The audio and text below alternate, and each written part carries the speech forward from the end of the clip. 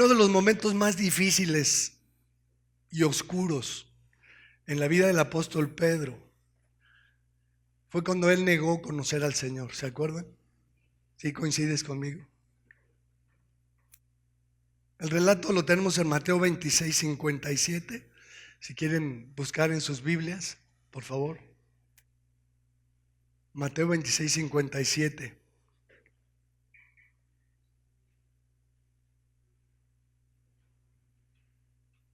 Dice la Escritura: los que prendieron a Jesús le llevaron al sumo sacerdote Caifás, a donde estaban reunidos los escribas y los ancianos.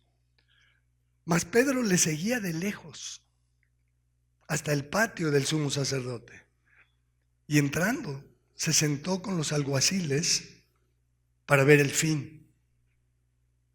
Versículo 69 después. En medio hay otras cosas, pero en el 69 dice: Pedro estaba sentado fuera del patio y se le acercó una criada diciendo: tú también estabas con Jesús el Galileo. Mas él negó delante de todos, diciendo: no sé lo que dices. Saliendo él a la puerta, le vio otra y dijo a los que estaban ahí: también este estaba con Jesús el Nazareno. Pero él negó otra vez con juramento: no conozco al hombre. Un poco después, acercándose los que por ahí estaban, dijeron a Pedro: verdaderamente tú eres de ellos, porque aún tu manera de hablar te descubre, te delata. Entonces él comenzó a maldecir y a jurar: no conozco al hombre. Y enseguida cantó el gallo. Entonces Pedro se acordó de las palabras de Jesús, que le había dicho: antes que cante el gallo, me negarás 3 veces. Y saliendo fuera, lloró amargamente. Si revisamos unos versículos atrás de estos que acabamos de leer, ahí mismo en el capítulo 26, pero en el versículo 30, vamos a descubrir que cuando Pedro es confrontado con esta posibilidad, él dice otra cosa. Vamos a leerlo juntos, Mateo 26, 30. Dice: y cuando hubieron cantado el himno, después de la celebración de la Pascua, tenían la costumbre de cantar al Señor. Qué padre, ¿no? Dice que después de haber cantado el himno, salieron al monte de los olivos. Entonces Jesús les dijo: todos vosotros os escandalizaréis de mí esta noche, porque escrito está: hiere al pastor y las ovejas del rebaño serán dispersadas. Pero después que haya resucitado, iré delante de vosotros a Galilea. Respondiendo Pedro le dijo: aunque todos se escandalicen de ti, yo nunca me escandalizaré. Jesús le dice: de cierto digo que esta noche, antes que el gallo cante, me negarás 3 veces. Pedro le dijo: aunque me sea necesario morir contigo, no te negaré. Y después viene el relato que ya leímos, ¿no? Pero luego el versículo no termina ahí. ¿Qué dice? Y todos los discípulos dijeron lo mismo: si fuera necesario ir contigo a la muerte, Señor, vamos contigo, pero no te negaremos. Pero la realidad es que todos corrieron. Cuando llegaron a arrestar a Jesús, se cumplió la palabra que Jesús había dicho: hiere al pastor y las ovejas van a ser dispersadas.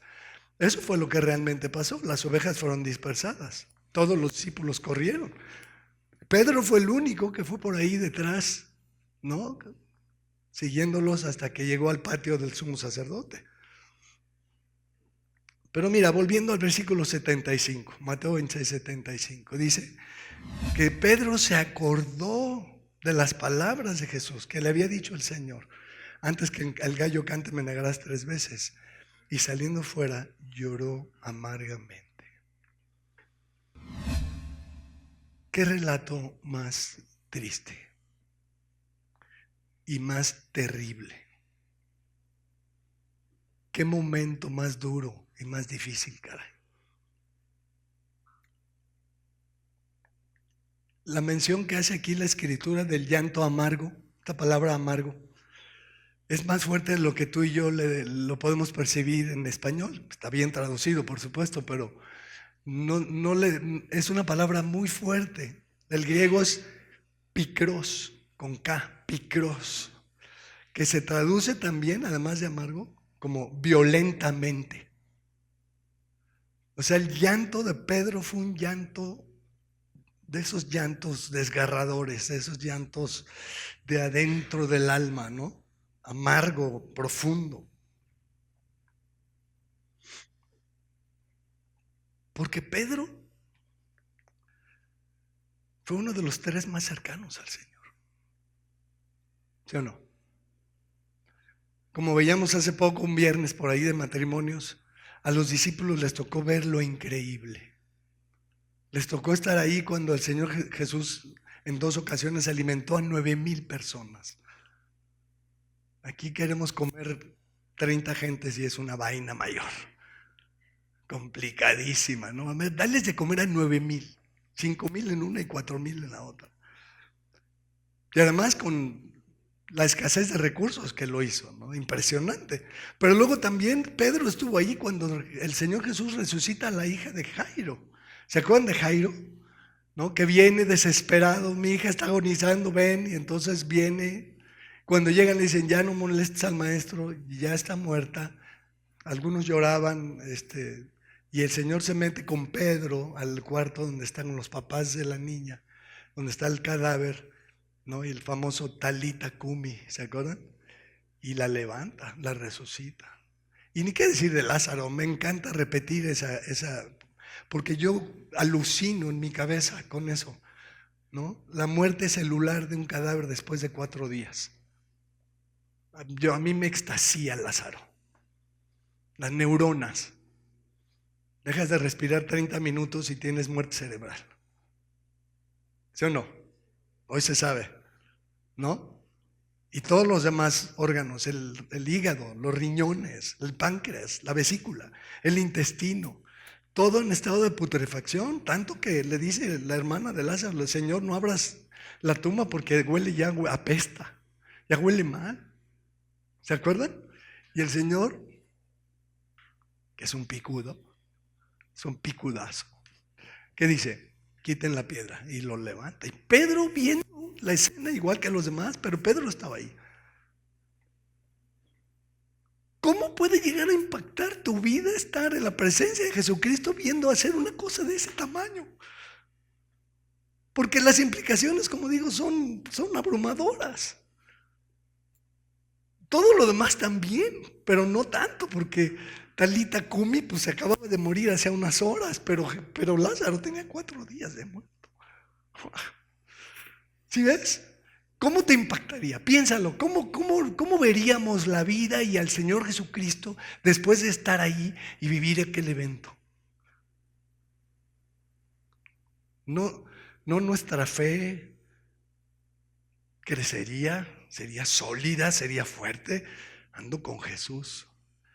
¿Quién es este Jesús? Pues es uno que levanta muertos de 4 días, alimenta multitudes y sanó leprosos, ciegos, paralíticos, mancos, cojos. O sea, el Señor Jesucristo se dio vuelo haciendo cosas. Y Pedro estaba ahí, era uno de los 3 cercanos.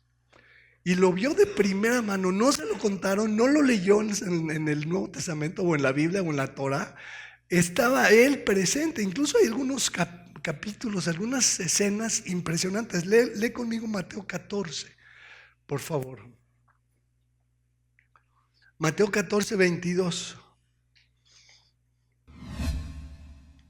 Sigamos a Pedro en esta historia. Dice, enseguida Jesús hizo a sus discípulos entrar en la barca e ir delante de él a la otra ribera, entre tanto que él despedía a la multitud.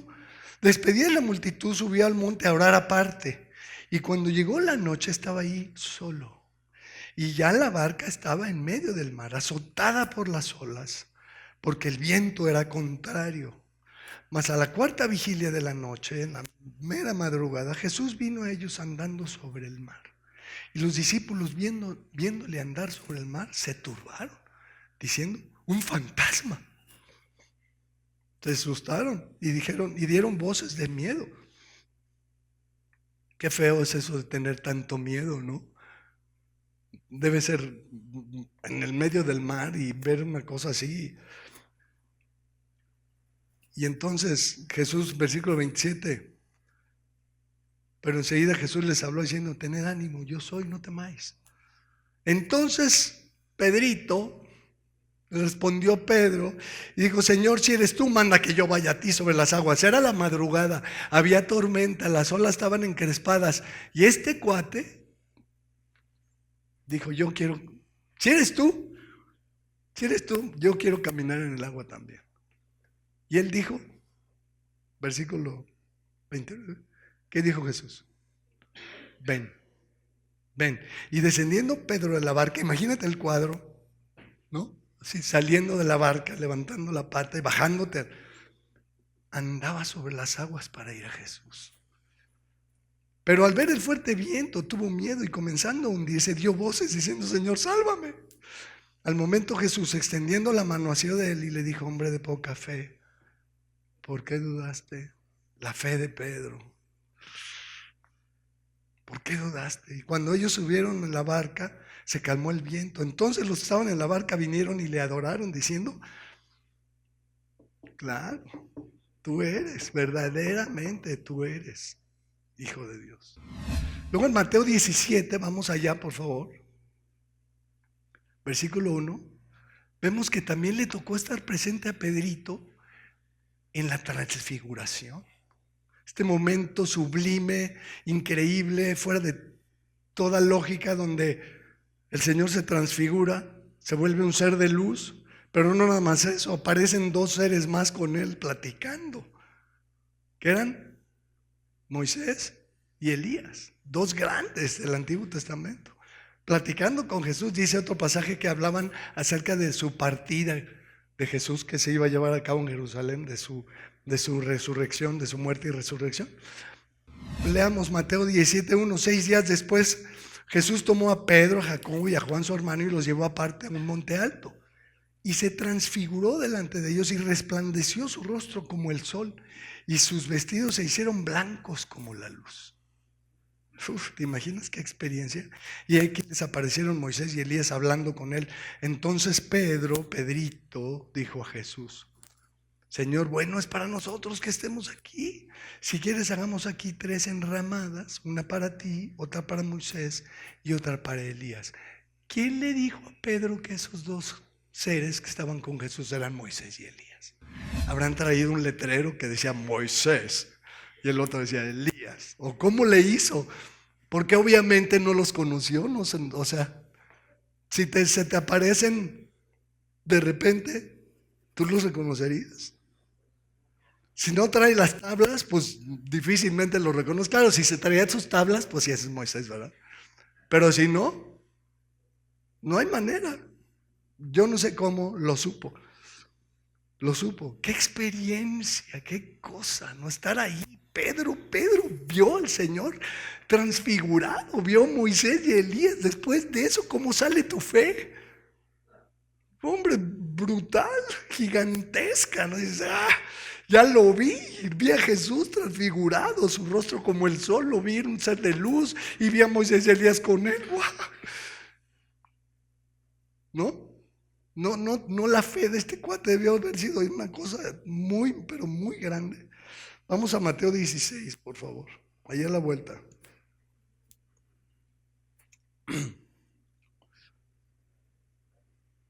Esto es el colmo. Esto que vamos a hacer, que le pasó a Pedro, es el colmo. Dice, viniendo Jesús a la región de Cesarea de Filipo, preguntó a sus discípulos diciendo, ¿quién dicen los hombres que es el Hijo del Hombre?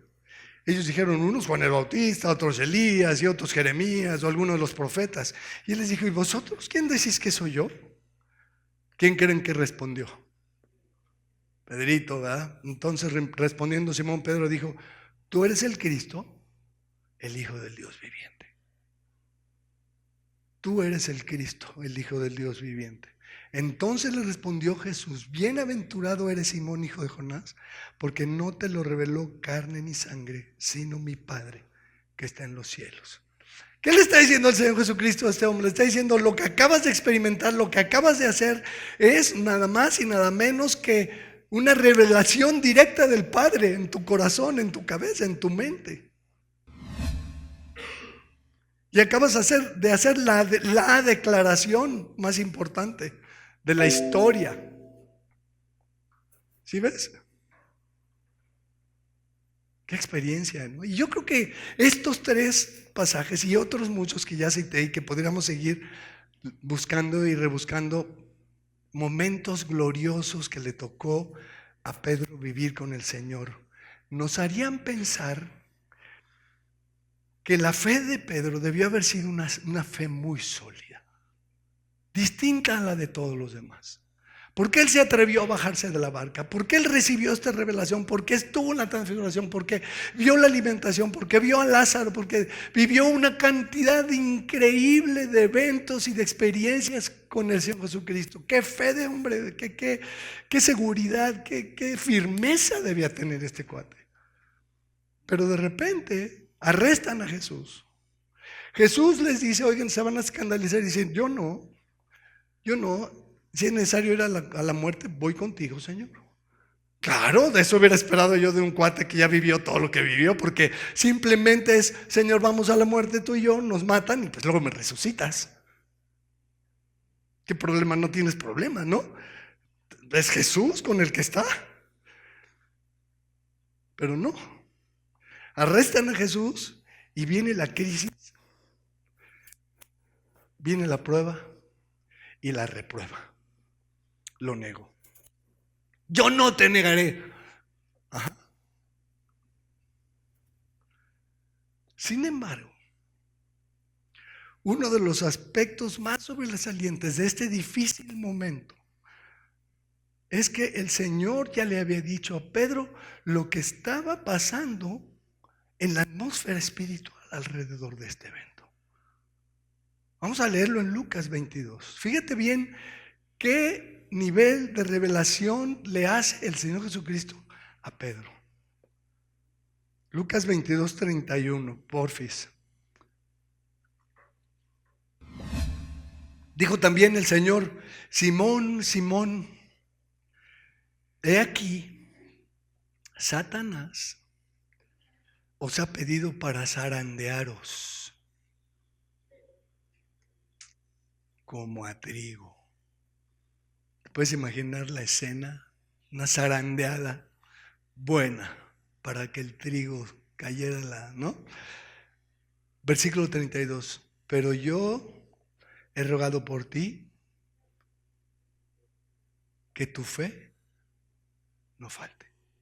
Y tú, una vez vuelto, confirma a tus hermanos. Y él le dijo: Señor, dispuesto estoy a ir contigo no solo a la cárcel, sino también a la muerte. Y él le dijo: Pedro, te digo que el gallo no cantará hoy antes de que tú niegues 3 veces que me conoces. Es el mismo evento. En este autorrelato de Lucas se nos revela que Cristo tuvo esta conversación con Pedro y le comentó a Pedro, le informó a Pedro que el entorno espiritual y el contexto espiritual y la atmósfera espiritual de lo que estaba por ocurrir tenía que ver con Satanás. Y de este pasaje y de otros pasajes confirmamos que todo lo que nos pasa, todo primero pasa por el escritorio de Dios. Todo va autorizado o no. Me encanta este pasaje, mis hermanos. Satanás os ha pedido. Satanás tuvo, tiene y tendrá siempre que pedir permiso primero. Punto. Satanás no es quien nos han hecho creer que es. Es un ser que depende de que Dios le autorice lo que quiere hacer.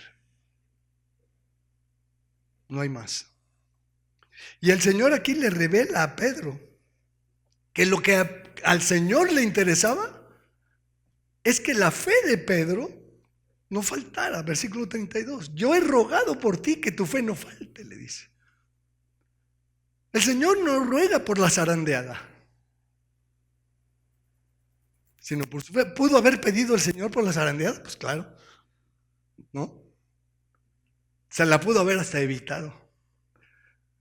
¿Sí o no? El Señor pudo haber dicho, a ver, Padre, por favor, evítale la zarandeada a este cuate. Y entonces no hubiera pasado, seguramente. Pero el Señor, que no le niega el permiso a Satanás porque la zarandeada fue autorizada y llegó, el Señor está pensando en la fe de Pedro. Híjole, qué difíciles son las zarandeadas. ¿Sí o no? No sé tú, pero yo he pasado por varias. No pocas, como dice el dicho. Sobre todo aquellas que nos sacuden, que nos estremecen, que nos mueven los cimientos de nuestra vida. Y que además, a veces nos hacen llorar amargamente. ¿Has llorado así? ¿Verdad que sí? Tú no me has visto a mí porque yo no soy muy chillón, aunque últimamente soy más chillón que antes. En mi casa dicen que tengo problemas hormonales. A lo mejor voy a que me hagan un perfil hormonal. Pero últimamente tiene un par de meses, mes y medio, no sé, que lloro todo el tiempo. Pero a algunos de ustedes los he visto llorar como pocas veces he visto llorar a una persona. Qué feo son las zarandeadas de este tipo. Ahora, todo esto que está viviendo Pedro era nuevo para él. ¿Estás de acuerdo? Porque él era un pescador de peces que andaba en una barca con las redes. Y de repente se encuentra con Jesús y el Señor le dice, ahora vas a ser pescador de hombres. Y le cambia completamente el enfoque de su vida, su actividad, sus valores, sus principios. Todo se vio sacudido cuando conoció a Jesús y cambió su vida. Y así es la vida. Coincidirás conmigo que hoy no sabemos que mañana vamos a descubrir y experimentar cosas y situaciones inimaginables. No sé si te ha pasado, no sé si lo puedes ubicar. A mí me ha pasado muchas veces. Cuando era soltero, tenía la ilusión de casarme, y me caso. Y nunca me imaginé por las situaciones que he tenido que pasar. Y luego queríamos ser papás y fuimos de dos hermosas criaturas. Y tienes una expectativa y tienes una idea, y cuando llega la realidad y te golpea, es cuando dices, ¿de qué se trata? Y descubres cosas en tu vida, en tu corazón, en tus reacciones, en tu enfoque de la vida, que no sabías que existían. Yo me acuerdo con Lore, cuando Lore nació, yo no quería tener otro hijo. Dice, no, es que voy a tener que dividir. Si viene otro bebé, voy a tener que dividir el amor que le tengo porque la adoraba la escuincla, ¿no? Estaba yo vuelto loco hasta la fecha, pero no quiero, y no quiero, y no quiero, y no quiero. Y pasaron 5 años hasta que Maggie un día me dijo, o copelas o pelas. Y copelé, y llegó Kik, y descubrí que puedo amar multiplicadamente. Y los que tienen más de un hijo o una hija saben de qué estoy hablando. Primero sientes que no puedes amar a nadie más, pero cuando llega el segundo, y me imagino que los que tienen 3 o 4 igual les pasa, porque cada hijo es diferente y lo amas con toda tu alma y dices, ¿qué es esto? ¿Cómo es que puedo amar tan intensamente a la segunda como amé a la primera? Descubres nuevas áreas del corazón capaces de amar. ¿Sí? Descubrimos nuevas áreas del corazón capaces de amar. Pero la cosa, mis amados, es que nuestra fe va a ser puesta a prueba. Y ese es el tema con Pedro y con la zarandeada y con todo esto que estamos leyendo. Primera de Pedro capítulo 1 versículo 6, por favor. ¿Sí me siguen? ¿Sí están conmigo?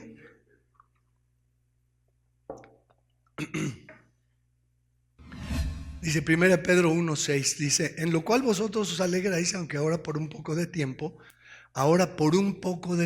si es necesario, subraya poco tiempo, subraya necesario, tengáis que ser afligidos en diversas pruebas, para que sometida a prueba vuestra fe. ¿Qué es lo que va a ser sometido a prueba? Cuando aquello viene de Dios, lo que va a ser sometido a prueba es tu fe. Dios no anda probando el intelecto de las personas o sus habilidades motoras o su, ¿sí ves? Su capacidad de reacción ¿no? Su empatía. No. Lo que al Señor le interesa es nuestra fe. Porque quiere que nuestra fe sea firme. Dice aquí, para que sometida a prueba vuestra fe, versículo 7, mucho más preciosa que el oro. Me encantó que el otro día, creo que Juan Galdames o Saúl, no me acuerdo quién, que nos compartió, nos decía, el oro en el cielo es un material de construcción, es como el cemento aquí, como asfalto, una porquería. Nuestra fe es más preciosa que el oro. A Dios le da un valor a la fe enorme, es más precioso que el oro. Para nosotros el oro es más preciosa que la fe, por supuesto, pero para Dios es al revés. El cual, aunque perecedero, se prueba con fuego, el oro, dice, para que entonces sea hallada en alabanza, gloria y honra cuando sea manifestado Jesucristo, a quien amáis, sin haberle visto, en quien creyendo, aunque ahora no lo veáis, os alegráis con gozo inefable y glorioso. ¿Te alegras así con el Señor? Con este gozo, obteniendo el fin de vuestra fe, que es la salvación de vuestras almas.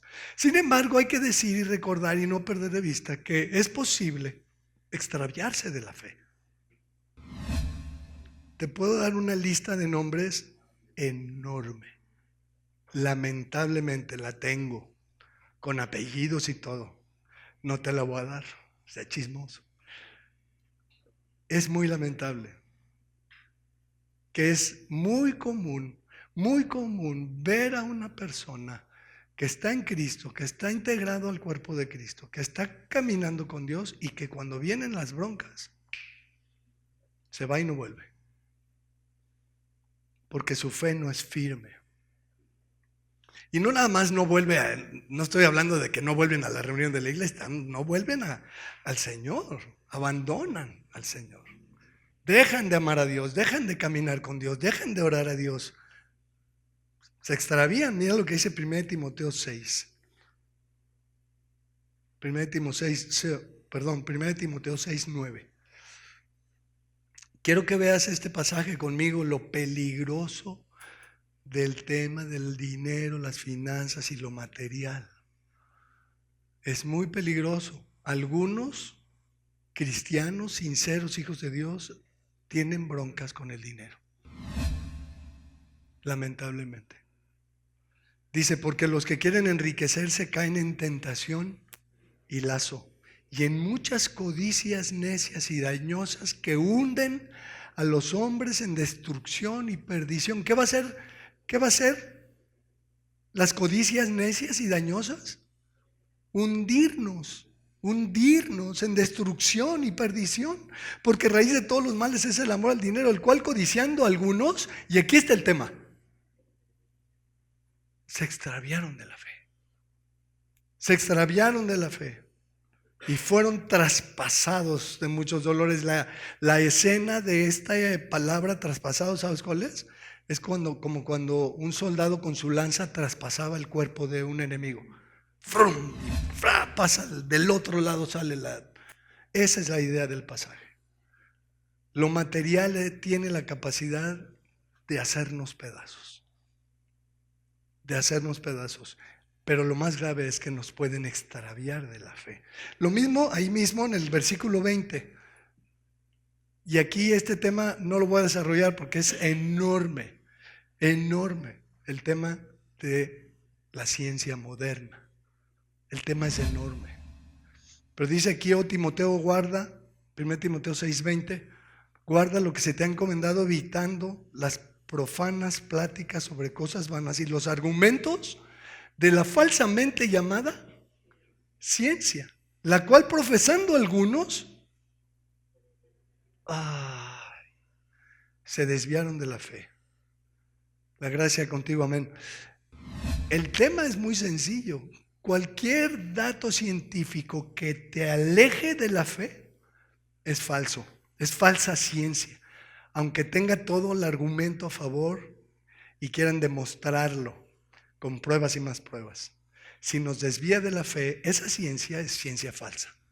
A lo mejor es verdadera en el sentido técnico, ¿sí me explico? Pero es falsa porque nos desvía de Dios, nos aleja de Dios. Y muchos cristianos están atorados en este tema, porque no saben conciliar el tema de la ciencia y de los datos científicos que hoy se conocen con su fe, porque no entienden y porque no creen que Dios creó la ciencia, que Dios inventó el universo, que Dios diseñó todo lo que existe. Por lo tanto, analizar todo lo que existe nos debiera llevar inequívocamente siempre a la misma fuente, que es el Señor, y adorarlo y admirarlo y exaltarlo y embelezarnos con su grandeza. Cualquier dato científico que no te lleve a la presencia de Dios, a adorarlo por su perfección, cuidado, porque tiene la desgraciada realidad de desviarte de la fe. Y bueno, ya dijimos que el Señor le dijo a Pedro: Satanás te ha pedido para zarandearte, y yo estoy enfocado en pedir, en rogar por ti para que tu fe no falte. También las zarandeadas nos pueden apartar de la fe. ¿Cuántas veces el hombre es zarandeado por enfermedades, por vicisitudes, por cosas horribles, por cosas difíciles, sí? Y en lugar de adorar a Dios y volverse a Dios y entregarse al Señor y rendirse a su soberanía, se quejan y apestan el ambiente y hablan mal y se quejan: pero ¿cómo? ¿Y por qué a mí? Y yo no me merezco esto, ¿verdad? Es que yo. ¿De veras? No. Las zarandeadas pueden apartarnos de la fe.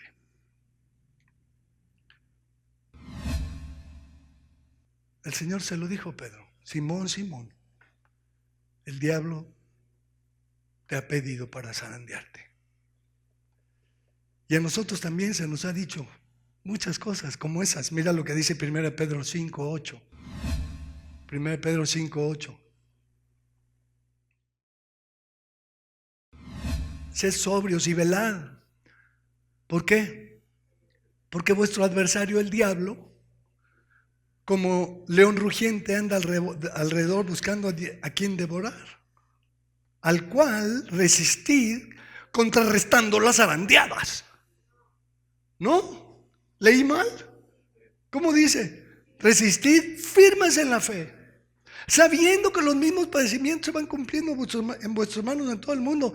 Mi amado hermano, por favor, abre los ojos. Muchas veces, pero muchas, muy seguido, viene alguien a platicarme sus problemas y lo único que alcanzo a ver es al diablo. En buen plan lo digo. Buscando destruir a esa persona. Así de fácil. ¿Alguna vez te ha tocado saber de alguien que tiene problemas matrimoniales? ¿Sabes qué está atrás de los problemas matrimoniales? El diablo queriendo destruir ese matrimonio. Así es de fácil. Algún hermano que tiene broncas de lana y que anda metido en cosas raras, el diablo está tratando de destruirlo. Lo que quiere Satanás es destruir, apartarnos de la fe, no necesariamente matarnos. Ojo, no tiene tal poder. El otro día me encantó que Iván, creo que fuiste tú el que por ahí alguien comentó sí, fuiste tú, de Satanás tiene poder para sanar. No tiene.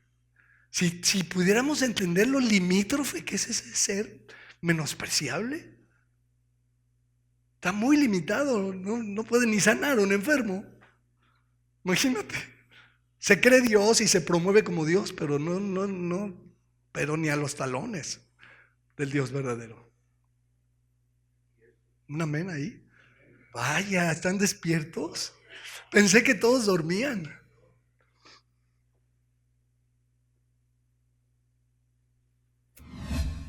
Precisamente Efesios 6:16 dice que es nuestra fe la que puede apagar los dardos de fuego del maligno.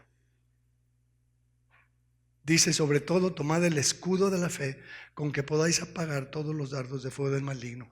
La receta para poder resistir los ataques de Satanás, ¿sabes qué es? La fe, tu fe. No hay más. No hay más. Si quieres un consejo de este gusano, perro muerto, diría el rey David, no luches con el diablo. Lo más probable es que te va a engañar y te va a ganar, porque es un embustero y engañador. ¿Sabes con qué lucha? Con tu fe.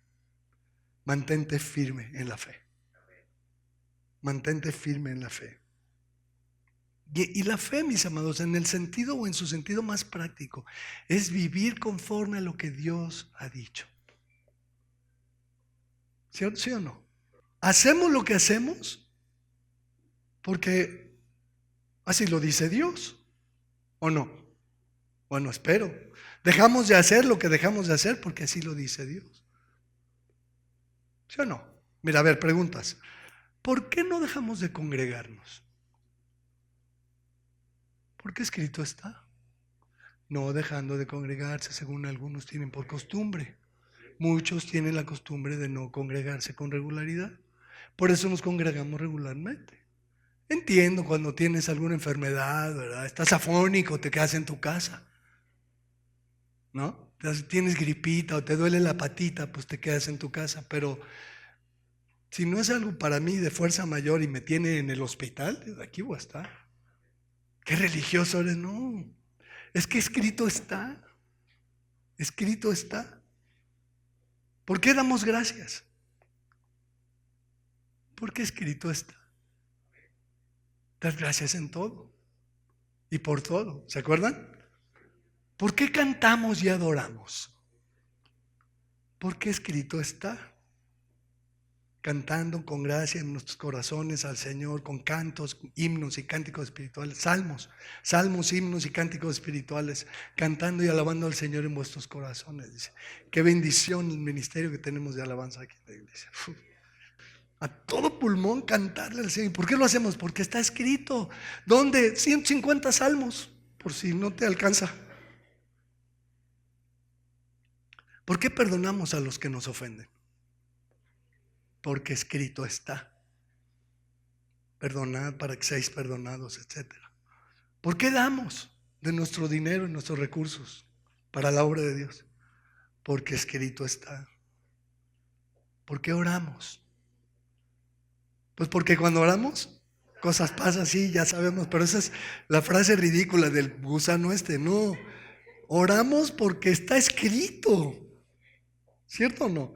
Está escrito, orar sin cesar. No es sin cesar, es sin cesar. Es constantemente, en todo momento y en cualquier circunstancia, orar. Orar unos por otros, dice, para que seáis sanados. Mi salud depende de tus oraciones. Según ese versículo, así está escrito. Y tu salud depende de las mías. Y nos dependemos de que oremos unos por otros para que seamos sanados. Por eso tomamos un tiempo para orar. Porque está escrito. ¿Por qué predicamos? Porque está escrito. Id por todo el mundo y predicad el evangelio. ¿Por qué no fornicamos? Porque está escrito. Escrito está, huid de la fornicación. Cualquier otro pecado que el hombre cometa está fuera del cuerpo, pero el que fornica, contra su propio cuerpo peca.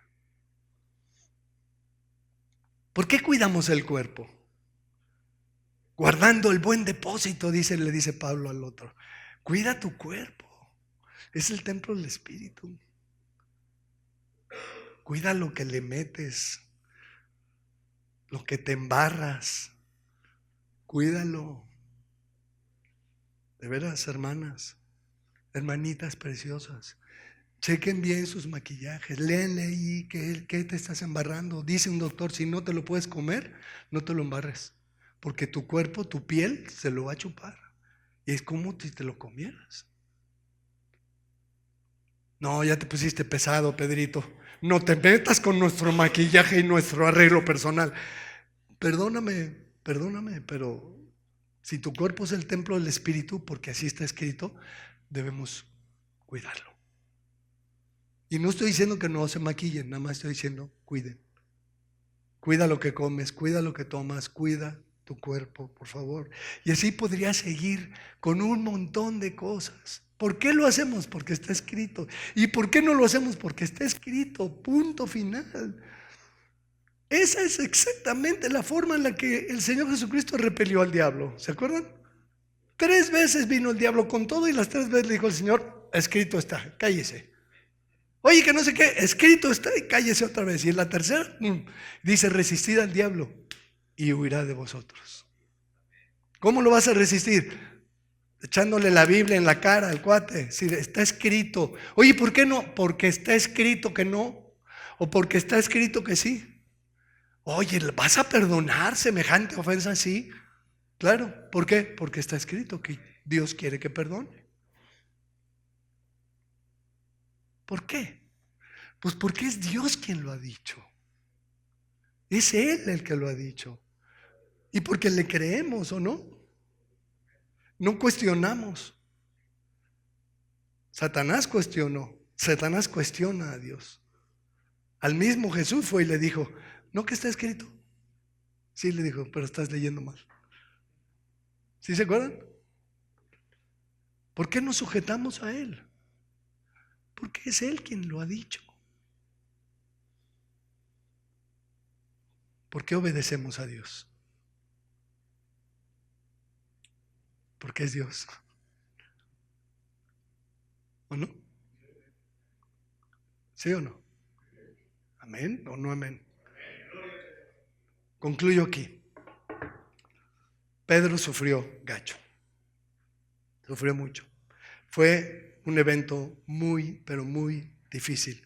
Incluso vamos a leer un pasaje donde vamos a ver que parece ser que después de este evento tan fuerte para él, se volvió otra vez a las redes.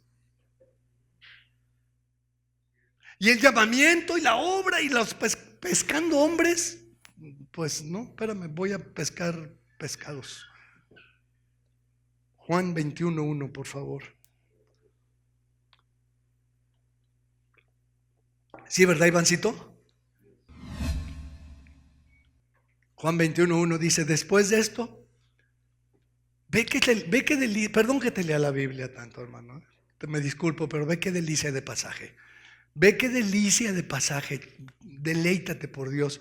Después de esto, Jesús se manifestó otra vez a sus discípulos junto al mar de Tiberias y se manifestó de esta manera. Y ahí hay 2 puntos, ¿sí o no?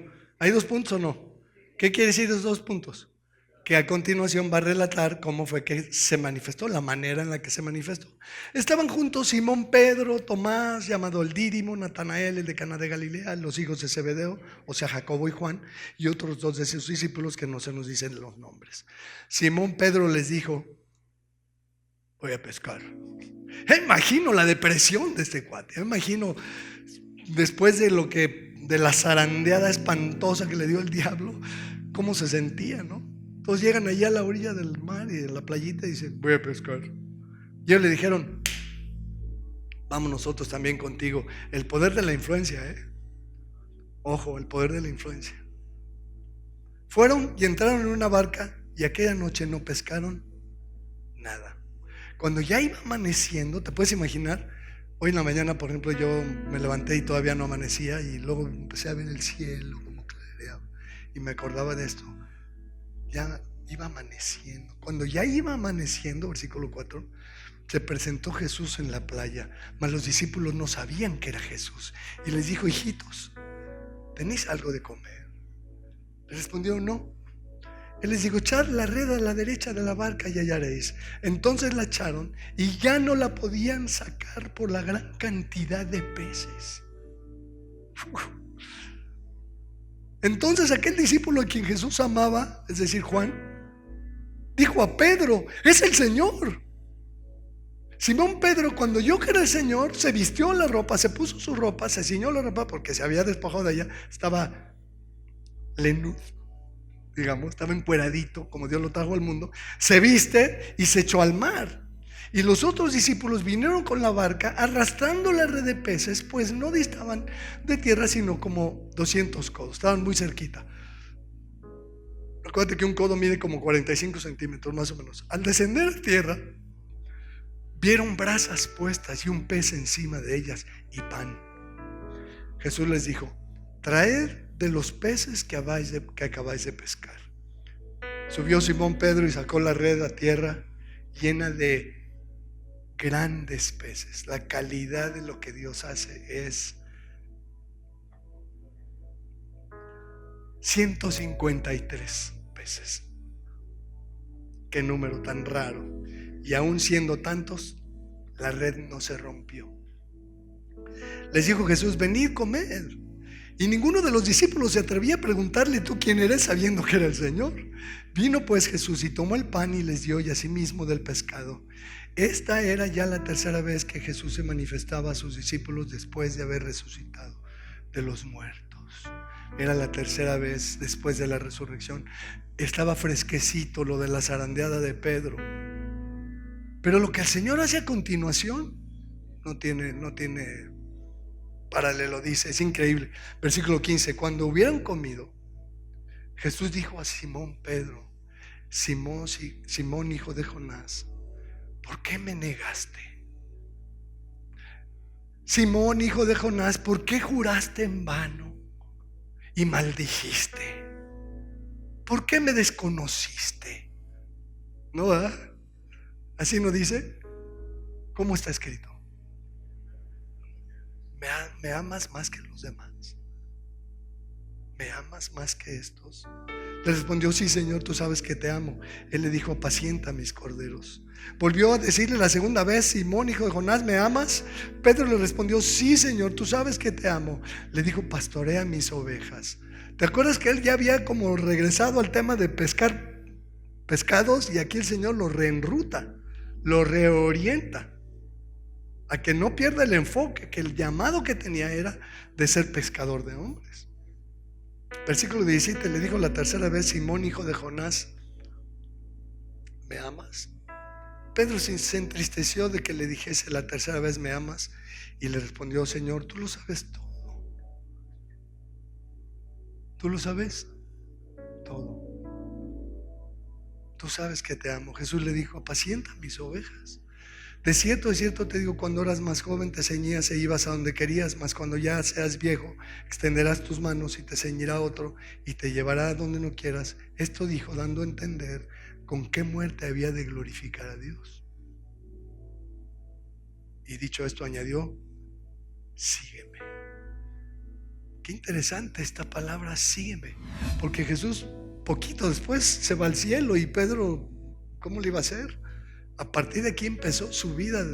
El libro de los Hechos da cuenta de todo lo que vivió, y luego tenemos cartas de Pedro que escribió él mismo. Pero el punto, mis amados, es que ¿qué crees? Que el Señor no le reprochó nada. El Señor no le reprochó nada. El Señor le hace la pregunta más importante: ¿me amas?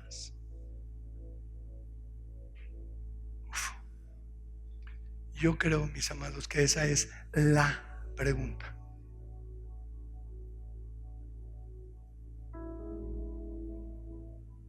¿Me amas? ¿Amas al Señor?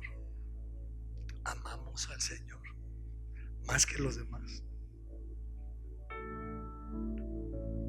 Amamos al Señor como para vivir rendidos a Él, humillados delante de Él, sirviéndole, agradeciéndole, obedeciéndole. ¿Me amas?